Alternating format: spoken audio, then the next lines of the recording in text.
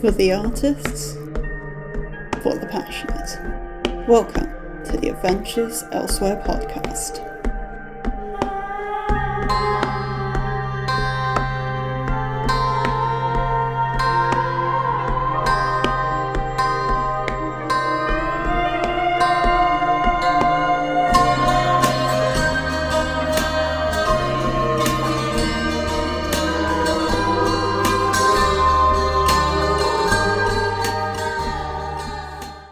Right, hello everyone and welcome back to the Adventures Elsewhere podcast, or welcome if it's your first time. I am your host Jade Black, and today I'm continuing with my writing in different genres and formats and all that series, and I'm talking about writing for games because this is something I've been doing a fair bit lately as a game dev. Because this is a writing sort of craft based episode, I feel the need to say, as always, I'm not here to give writing advice necessarily. I'm here to talk about my craft, my process, what works for me, what I enjoy, and all that. That's the deal. So I don't really talk about being a game dev that often on social media, or, I've alluded to it a couple of times on the podcast, but it's not something that I talk about that much. It's something I'm still relatively new to. I've made a good number of projects in my time, don't get me wrong, but yeah, it's not something I've talked about very much. And when it comes to what I do in the industry, I'm a bit of a generalist. So that can range from 3D modelling and VFX to concept art and audio to writing. And I've often ended up being the writer because not a lot of people that I've worked with really want to do that, and hey, I'm cool with that. I'm often the idea maker of the team, and a lot of my stuff is narrative driven. So there's this whole big school of thought in game design about don't make the player read. Do everything through like UI sprites about controls and a lot of stuff like that, and I have mixed feelings about this school of thought because I think there is absolutely a time and a place for it with things like controls and bits of asset design as well. The game Inscription is a really, really good example of limiting how much the player has to read. So some mechanics and things like that kind of have to be explained in words, so the bones mechanic works and stuff like that. But the scale on the one side, where you can see how much you're winning and losing, and there are the little notches about where you are in progress, like that's all really nicely done, really easy to understand without having to read, and that's really, really good. But if you're talking about narrative-driven experiences, there's going to be an amount of reading involved in that. And people try and get around this by doing read aloud and sort of audio narration. And while I appreciate that, and I think it can be a good device in context, it's also not necessarily very accessibility friendly for people with audio processing difficulties and things like that. And accessibility features are something I'm getting very into as a game dev. And when it comes to reading, there is also the argument of accessibility there about, well, what if English isn't your first language, or, translation ease, all sorts of things like that. So you can argue the case either way. I think textless storytelling, so effectively silent storytelling, is a really good way of doing storytelling within games in the right setting. But the whole don't make the player read thing, I would say as a writer, don't worry about it too much, I would say, because you're going to be given a brief overall where it's, okay, we want this to effectively be silent storytelling. Okay, you can handle that once you have that information, or, we want lots of text here. This is one of the things about the game industry is all of this is going to be collaboration at the end of the day. Whoever's putting this into the game, whether this be, okay, so a concept of this letter that is part of the story, you're going to have to talk to somebody about how that's actually implemented into the game. Does the player, pick up a letter and just read it? Do they pick up the letter and the narrator reads it for them? Or do they pick up the letter and this goes into a cutscene where the actions of the letter are played out? Or, at the end of the day, as a writer, you don't know that from cold. And chances are you're going to have to adapt if, it's going to be this big cutscene and, oh wait, but deadlines, so we're going to have to cut that and come up with something else. So, do what you need to do to complete the story. And then when it comes to implementation, that's a conversation. So first versus third person games, this really is not that different to writing first person prose and third person prose. First person, you have to think a lot more about internal thoughts, which you don't really get at all in third person games. Honestly, you don't really get that at all. I mean, you could do a stylized take on it, but I've not seen it. If you have seen it, I would be genuinely really interested to know about this. Let me know in the comments. First person, it's pretty similar, and how you want to handle internal thoughts and narration, again, this is a conversation you'll probably be having with whoever's doing audio about, do you want this to be silently on screen, or is this going to be sound designed so that internal thought sounds one way and speech sounds another, which I personally think is a really cool take on that, and I really like doing that. But with first person you also have to think, well, first and third really, especially if you're sort of doing the I go on a big journey alone thing, the character talking to themselves. Classic game device. I don't like it a lot of the time. I think a lot of people don't like it, and I would say with good reason. It can be done well, and it is something I'm actually doing for my latest game writing project, but, the character's a mad scientist. So, it fits.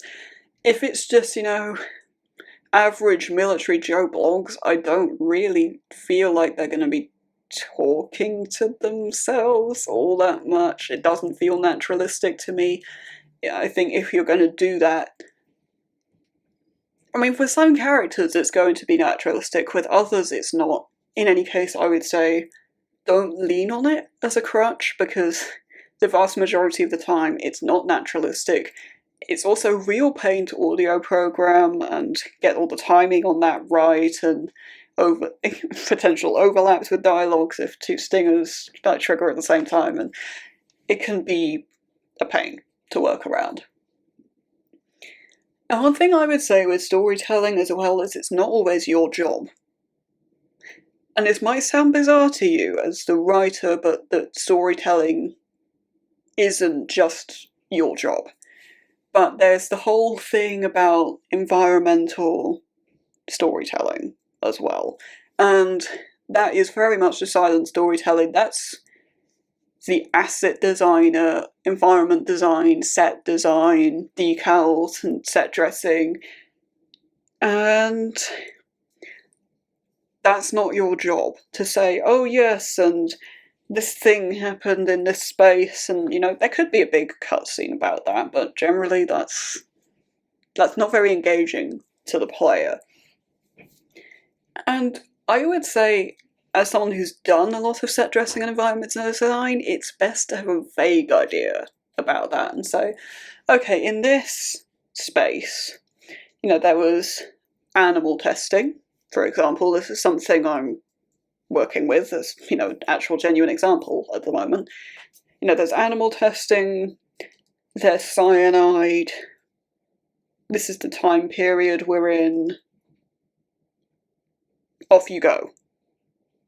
Like, genuinely, pretty much that's it. And then it's up to the environment designer, set dresser to research, okay, so these are the sort of instruments we'd need, and okay, let's put some wear on this one, let's put, you know, some different cage designs here, let's have some wear on some of them, and, you know, bite marks on the walls here and there, and blood splatters, and bits of cyanide solution drips that have dried on the floor, and you can see the path where things were carried or where experiments took place, and environment storytelling will probably do that better than anything actually said. It'll be more engaging for the player. With this, you're noticing a theme here by now, I'm sure. Leaves the player their own mind to make up, and sometimes you don't want to be specific. Again, this is the same with, you know, standard prose writing. It's good to leave questions about things sometimes and let people make their own mind up, and especially if you're not actually going to know necessarily what happened as the player character. If they don't know, then deliberately leaving things to environmental storytelling and having that vague, that might be exactly what you want, and something that you're not going to know as the writer is how everything is implemented. So there could be post-processing volumes where, you know, chromatic aberration is keyframed in when you get close to certain objects, and there could be all sorts of things like that that as the writer you're just not going to know. I mean, at the moment I'm multi-rolling as both of those, as environment and set dressing. So environment, set dressing and all of that, and also writing. So the key thing for me multi-rolling that is to leave myself creativity and room to follow ideas in both roles. So when we talk about scripted events, this is often an easy way of, for example, simulating a chase sequence. And a really good example of this is actually Resident Evil 2, when the big silver guy, I can't remember his name, the Terminator-looking bloke, he appears in the game. And he appears to follow you around the police department. So you sort of rush between rooms and everything, but actually if you're a dingus and you can't solve the puzzle, or you realise, oh crap, I've left this thing elsewhere, and you'll realise he actually isn't properly following you. And he is in some places, sure, and you can see him doing it, but when you leave that one room where the puzzle is, his position is actually just randomised in the room previous, and, you know, sometimes he'll appear right outside the door and kill you, and it's really bloody annoying, but sometimes he'll be all the way over there, and you know that because, well, you respawn in that room, and you leave the door thinking, okay, I need to fuel up my health first or he'll kill me in one shot. Oh wait, no, he's over there, what the heck? Things like that. And then you could use audio trickery to fake it, because you think, oh no, those footsteps are getting closer, no. But they're, you know, actively not. So, scripted events, this is something you can rely on a lot as a writer, and sometimes things will be sort of converted into that, and genuinely as the writer without knowing all that trickery, because sometimes it can be really hard to spot. You might not even be aware that's happened. And it's fine, so long as it tells the story correctly. And with scripted events, what you have more freedom with, especially if it sort of is mini cutscene format, is how long you make the dialogue stingers. Because if you know that this little mini cutscene thing is going to be 5 or 6 seconds, you can do 5 or 6 seconds of dialogue there and stutters and all sorts of shit. If it's just random environmental stingers, you cannot do that. It needs to be really short so that it can be interrupted or, you know, avoid overlaps as best as possible. It needs to be really short, really snappy, stuff like that. Now we get on to the actual narrative design portion of things. And this is really only applicable if you're doing an actively narrative-led game. Most of the examples I've given you before are from, the game I've been deving at the moment, which is art-led. It's not narrative, particularly. And on the chance you do get to work on a narrative game, or, you are leading that narrative-led game, which is something I'm going to be doing in future, some things you can think about. So, the big one in game design is branching narrative. It's about the player making choices and affecting how the story is going to go. It's a massive thing in game design that I would say most, if not all, good games do at this point that, have a strong narrative element to them. Even if it's only within little dialogue exchanges, you can still choose whether to, piss somebody off or not. And when it comes to branching narrative, it can be a real pain to design, and design naturalistically. And here's another thing for you to think about on top of that, and that this is genuinely a really interesting exercise. And it's sort of pioneered by Detroit Become Human, arguably. But the idea of having foresight and hindsight with these branching narrative decisions. And how it works in Detroit Become Human is you get to a sequence and you make your choices, and then once that sequence is over, you can see the different paths it could have taken with, effectively hindsight. And how it works in a different game with Harmony Full of Reverie, which I'm sure I've mentioned on this podcast before because it does this so well, is instead of hindsight, it gives you limited foresight, where you can see snippets of what could happen, and you can sort of attempt to manage conversations and action sequences and things based on that, but it's deliberately left vague, and it doesn't always go the way you expect, and there's an amount of inevitability in there, and points you can't see past, and unlockable nodes and all that. Is really, really clever. I can't recommend the game enough, even just as a casual player. It's really good. But that's a really interesting mechanic to play with as well, and it's something that I want to explore further as a dev. More the foresight than hindsight thing, I think. I have the hindsight one I have mixed feelings about, personally. Because the idea with the hindsight is it generates replayability because you want to see how the different exchange goes. Although I think in Detroit Become Human it does it in too much detail. It's my take on it. So you actually kind of already know. As for me as a player, and as a dev as well,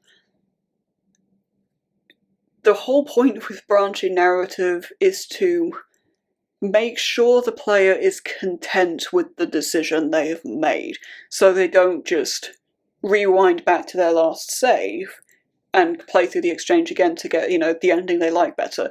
You need to make each conclusion satisfying enough that they don't do that. And having the hindsight thing there kind of erases that in my brain. You're kind of shooting yourself in the foot. I don't really like it. With a lot of the branching narrative, and just whether that be a major part of how the game works or whether it is minor, the choices really do need to be naturalistic. And this can depend on the sort of personality that the player has chosen to give the MC, because this is a thing in certain games. Horizon Zero Dawn does it to an extent, but not fully. And even if you can't do that, you need the options to be real, or they're just not going to get chosen. At the end of the day, that's kind of just bad game writing. Also, having choices that have consequences. And this can be hard to do if it is only in little dialogue exchanges as opposed to where you can choose to piss somebody off or not. So it might not be a massive part of the game, but you can still, if you piss that character off, if they then hate you forever, then that still feels like you've actually properly made that choice. As opposed to something like Harmony, where you, if you pursue a certain path, other things are blocked off. And, it does actively shape the game's narrative. There is more than one way of doing that, but making sure the consequences of those choices are actually felt is not only naturalistic, but is more satisfying as a player, and it's just an overall better experience. And things like that do really lend to replayability as well. Choices that matter, that you're content with, and you can see potentially, or maybe outright, how different things would go or could have gone. That really lends to replayability, especially if you've got multiple endings. Multiple endings is the obvious way, genuinely obvious way to generate replayability, so long as they're all, satisfying endings. And I would say with replayability, even in a linear game now, just don't tie all the ends. Let the player experience things more than once, and, the second time you see it, you'll come to things differently. It's like rereading a book at the end of the day. Just, if you tie all your ends, it's hard to reread something, replay something, whatever. That's the idea. I think with writing for games as well, something I've been doing with analysis of games is the narrative doesn't necessarily have to be deep to be engaging and replayable. I think it can help, and exploring deep, troubling, and I guess relevant cultural narratives in games, I think, is a good thing to do. I really enjoy that. But that's not to say that just having a narrative designed to entertain and be fun is worse. It doesn't have to be groundbreaking, it just has to be enjoyable. The point of games, and for some reason this is debated at the moment, the point of games is to have fun. It's escapism. That's the point. Things can also be deep and impactful and meaningful and compelling and all of those things as well. But if the game is not fun, people are not going to play it, and/or they're not going to stick playing it. And as a narrative designer,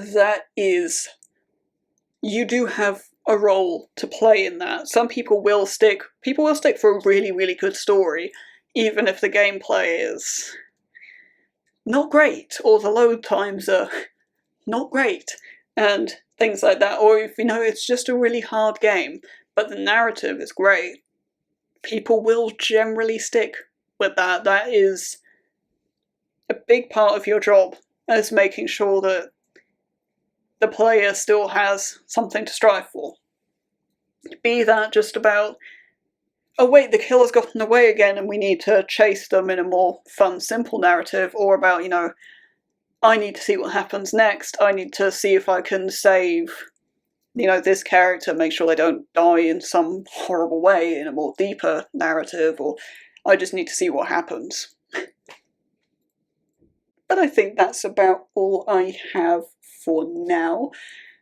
And this is a slightly different episode in this series. That is, what we've been doing is different genres in more of a traditional novel format generally. There's going to be more stuff about writing for different formats. But if you're looking for specific episodes, or specifically this sort of weird series thing I'm doing, the best way to make sure you don't miss that genuinely is just to subscribe, because then you can't miss it. You can just scroll your subscriptions pane and it'll be there. The other way to know if an episode you really want to listen to is coming is to check me out on Instagram. That's Jade_Black21, because on there you get advance notice of what the episode of the week is going to be. You also get soundbite teaser reels and other things as and when I experiment, so go hit up Instagram, Jade_Black21 on there. If you want to know more about writing projects, be that the determined ones or whatever else I'm working on, shorts, flash, micros, whatever, that is Twitter, that is JadeBlack21. You get semi-live updates on there, generally speaking, so make sure you don't miss out on that if it interests you.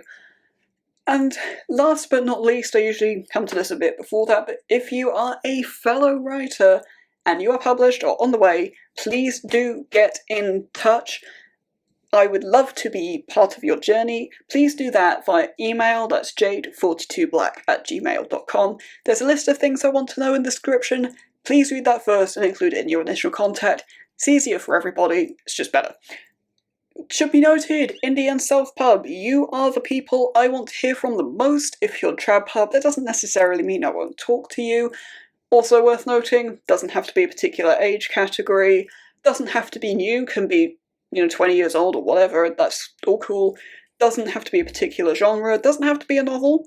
Hey, if you want to come on and talk about your experience writing for games, that would be great. I'd love to talk about that, or poetry, or novellas, or anything. If you've got something cool, bring it in and let's see what we can work out. But for now, and until next time, you have a wonderful rest of your day. Thank you for listening. If you enjoyed this episode, please consider leaving a like. It helps the channel a lot. Intro and outro music by me. Copyright JBlack 2024.